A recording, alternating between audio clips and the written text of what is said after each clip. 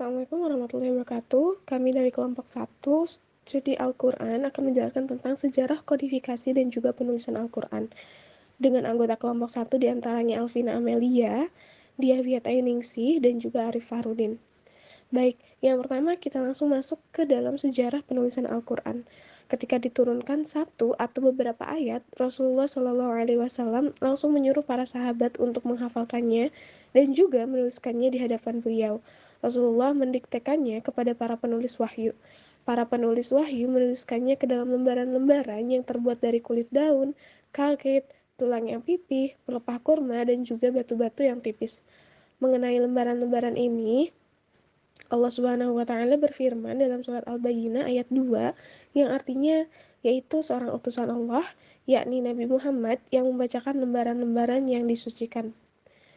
Kemudian Rasulullah Shallallahu Alaihi Wasallam tidak khawatir dengan hilangnya ayat-ayat Al-Quran, karena Allah telah menjamin untuk memeliharanya berdasarkan nas yang jelas, yang artinya sesungguhnya kamilah yang menurunkan Al-Quran dan sesungguhnya kami benar-benar memeliharanya. Quran Surat Al-Hijr ayat 15. Lalu Rasulullah SAW gembira dan juga ridho dengan Al-Quran sebagai mukjizat terbesarnya yang dapat digunakan sebagai hujah terhadap orang-orang Arab maupun orang-orang di seluruh dunia. Ketika Nabi Shallallahu Alaihi Wasallam wafat, Al-Quran secara keseluruhan sudah tertulis pada lembaran-lembaran, tulang-tulang, pelepah kurma, dan juga batu-batu tipis, dan juga ada di dalam hafalan para sahabat radhiyallahu anhu. Sejarah penulisan Al-Quran pada masa Nabi dan juga Khulafaur Rasyidin. Sebagian ahli tafsir berpendapat bahwa dalam sejarah penulisan Al-Quran sendiri terdapat 4 periode atau fase, yaitu penulisan Al-Quran pada masa Rasulullah SAW, pada masa Abu Bakar As-Siddiq, pada masa Utsman bin Affan, dan yang terakhir pada masa pemberian titik dan baris pada Al-Quran. Yang pertama yaitu penulisan Al-Quran di masa Rasulullah SAW. Pada masa tersebut masih hidup Rasulullah SAW, maka Al-Quran dipelihara sedemikian rupa, sehingga cara yang paling terkenal untuk memelihara Al-Quran adalah dengan menghafal dan juga menuliskannya. Rasulullah di masa hidupnya menyampaikan wahyu kepada para sahabat dan memerintahkan agar sahabat menghafalkannya dengan baik. Apa yang diperintahkan oleh Rasulullah dapat dilaksanakan dengan baik pula oleh para sahabat. Al-Quran yang turun secara berangsur-angsur baik di Mekah maupun di Madinah sangat memudahkan dokumentasi yang dilakukan para sahabat. Al-Quran sendiri tidak turun sekaligus seperti proses pembelian di toko, akan tetapi sesuai dengan kondisi dan kebutuhan pada waktu itu. Atas perintah Nabi juga, Al-Quran ditulis oleh penulis-penulis wahyu di atas pelepah kurma, kulit binatang, tulang, dan juga batu. Semuanya ditulis teratur seperti yang Allah wahyukan dan belum terhimpun dalam satu mushaf. Di samping itu, ada juga beberapa sahabat yang menulis sendiri beberapa juz dan juga surat yang mereka hafal dari Rasulullah. Lalu kemudian masuk ke dalam fase masa Abu Bakar As-Siddiq, di mana pada masa pemerintahan Khulafaur Rasyidin Abu Bakar As-Siddiq radhiyallahu anhu terjadi perang Yamamah yang mengakibatkan banyak sekali para qurra atau hufaz penghafal Al-Quran terbunuh. Akibat peristiwa tersebut, Umar bin Khattab merasa khawatir akan hilangnya sebagian besar ayat-ayat Al-Quran akibat wafatnya para hufaz. Maka beliau berpikir tentang pengumpulan Al-Quran yang masih ada di lembaran-lembaran. Pengumpulan Al-Quran tersebut dilakukan oleh Zaid bin Thabit tidak berdasarkan hafalan para hafaz saja, melainkan dikumpulkan terlebih dahulu apa yang tertulis di hadapan Rasulullah. Lembaran-lembaran Al-Quran tersebut juga tidak diterima kecuali setelah disaksikan dan dipaparkan oleh 2 orang saksi yang mensaksikan bahwa lembaran ini merupakan lembaran yang ditulis di hadapan Rasulullah. Demikianlah, walaupun para sahabat telah hafal seluruh ayat Al-Quran, namun ternyata mereka tidak hanya mendasarkan pada hafalan mereka saja, tetapi pengumpulan ini juga ditulis dalam satu mushaf dan juga sekedar mengumpulkan lembaran-lembaran yang telah ditulis di hadapan Rasulullah ke dalam satu tempat. Kemudian penulisan Al-Quran di masa Utsman bin Affan. Untuk pertama kali Al-Quran ditulis dalam satu mushaf. Penulisan ini disesuaikan dengan tulisan aslinya yang terdapat pada Hafsah binti Umar, yaitu hasil usaha pengumpulan di masa Abu Bakar pada masa itu. Dalam penulisan ini sangat diperhatikan sekali perbedaan bacaan untuk menghindari perselisihan di antara umat. Utsman radhiyallahu an memberikan tanggung jawab penulisan ini kepada Zaid bin Sabit, Abdullah bin Zubair, Sa'id bin Ash, dan Abdurrahman bin Al-Haris bin Hisham. Mushaf tersebut ditulis tanpa titik dan baris. Hasil penulisan tersebut satu disimpan Utsman radhiyallahu an dan sisanya disebar ke berbagai penjuru negara Islam. Kemudian hal-hal yang terjadi pada masa Utsman. Yang pertama, kondisi Al-Quran. Tersebarnya Al-Quran di beberapa negeri ternyata berdampak negatif terhadap persatuan umat Islam, karena masing-masing daerah memiliki karakter bahasa dan dialek yang berbeda. Hal ini memicu egosentris masing-masing pemegang mushaf di daerah dengan menyangka bahwa riwayat qiraat merekalah yang paling benar dan lebih baik dari qiraat yang lain. Yang lebih ironinya adalah timbul konflik antara murid-murid yang belajar Al-Quran dari guru yang berbeda, tak menghiraukan Al-Quran lagi, dan tak menghormati guru sahabat yang mengajar di antara mereka, saling mengkafirkan yang lain. Kedua, gagasan pengumpulan Al-Quran menjadi mushaf.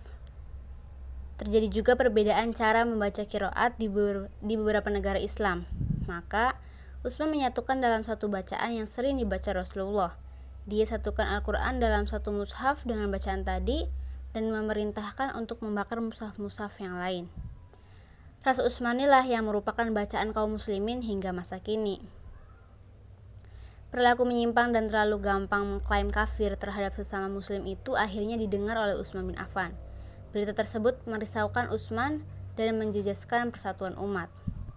Menyikapi berita itu, beliau berpidato di hadapan kaum muslimin. Kalian yang ada di hadapanku berbeda pendapat, apalagi orang-orang yang bertempat tinggal jauh dariku, pasti lebih-lebih lagi perbedaannya. Salah seorang sahabat yang prihatin melihat perilaku kaum muslimin ini adalah Hudzaifah. Dia sangat menyayangkan sikap kaum muslimin yang semakin hari semakin hebat perselisihan tentang qiraat. Maka serta dia mengusulkan kepada Utsman agar mengatasi permasalahan dan menghentikan perselisihan qiraat.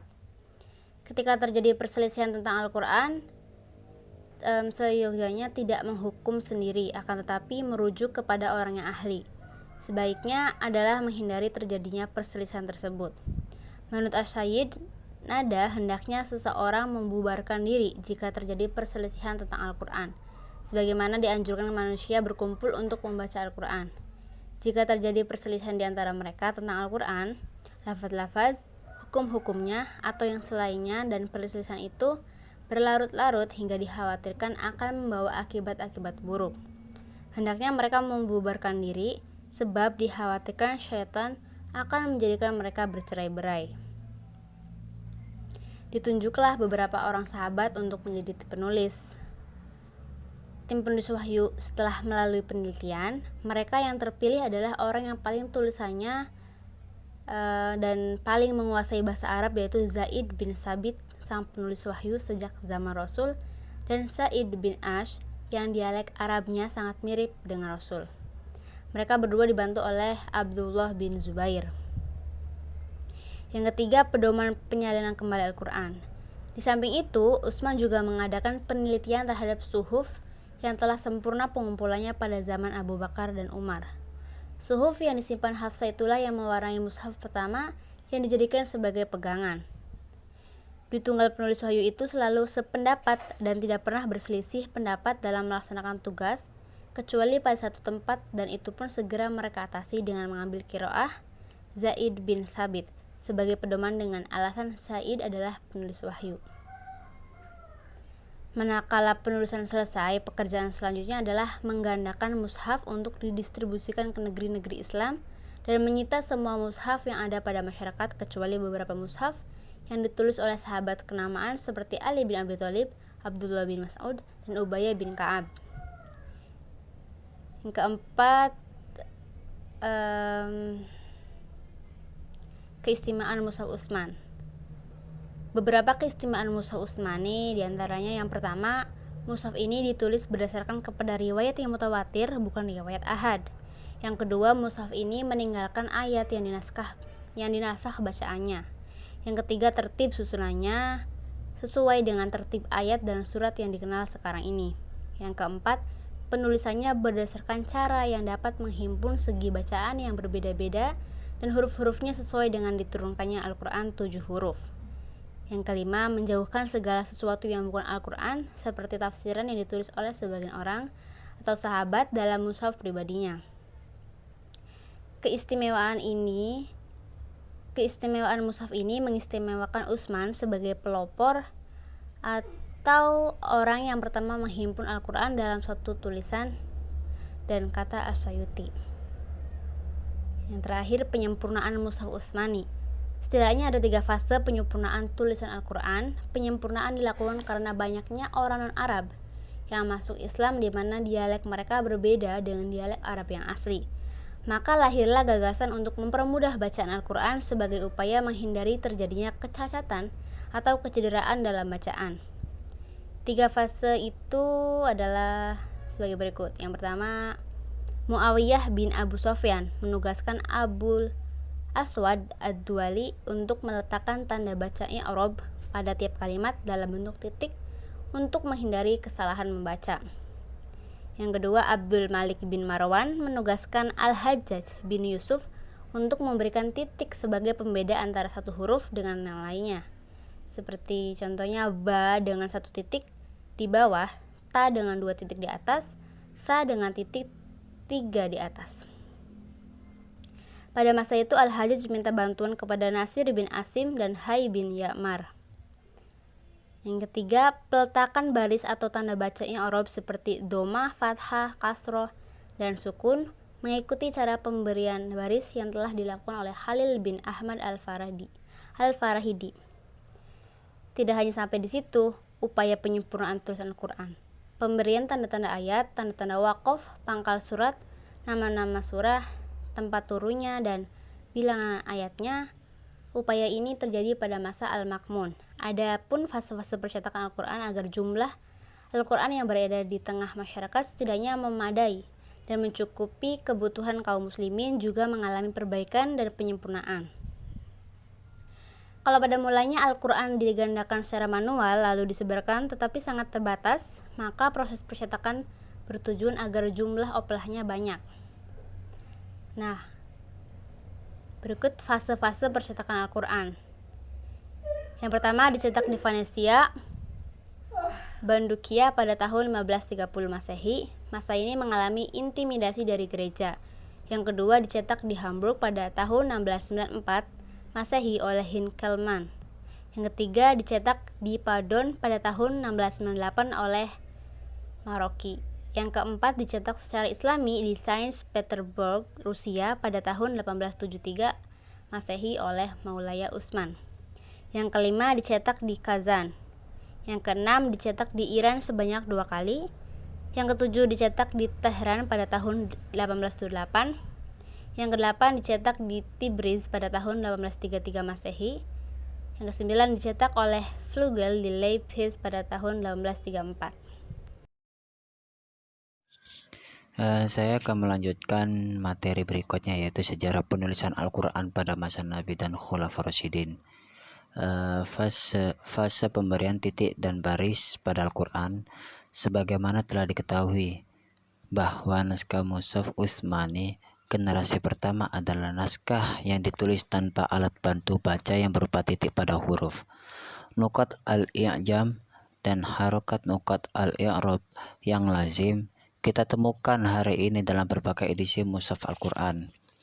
Langkah ini sengaja ditempuh oleh Khalifah Utsman radhiyallahu an dengan tujuan agar tulisan tersebut dapat mengakomodir ragam qiraat yang diterima lalu diajarkan oleh Rasulullah SAW.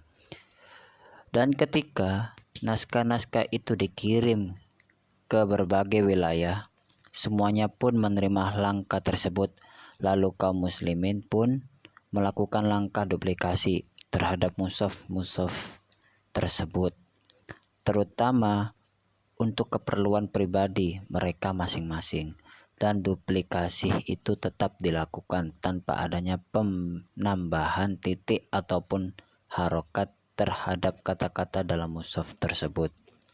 Hal ini berlangsung selama kurang lebih 40 tahun lamanya. Dalam masa itu, terjadilah berbagai perluasan dan pembukaan wilayah-wilayah baru. Konsekuensinya dari perluasan wilayah ini adalah banyaknya orang-orang non-Arab yang kemudian masuk ke dalam Islam. Di samping tentu saja meningkatkannya interaksi muslimin Arab dengan orang-orang non-Arab, Muslim ataupun non-Muslim. Akibatnya al-ujmah, kekeliruan dalam menentukan jenis huruf, dan al-lahn, kesalahan dalam membaca harokat tersebut, menjadi sebuah fenomena yang tak terhindarkan, tidak hanya di kalangan kaum muslimin non-Arab, namun juga di kalangan muslimin Arab sendiri. Hal ini kemudian menjadi sumber kekhawatiran tersendiri di kalangan penguasa muslimin, terutama karena mengingat mushaf Al-Quran yang umum tersebar saat itu tidak didukung dengan alat bantu baca berupa titik dan harokat. Dalam beberapa referensi disebutkan bahwa yang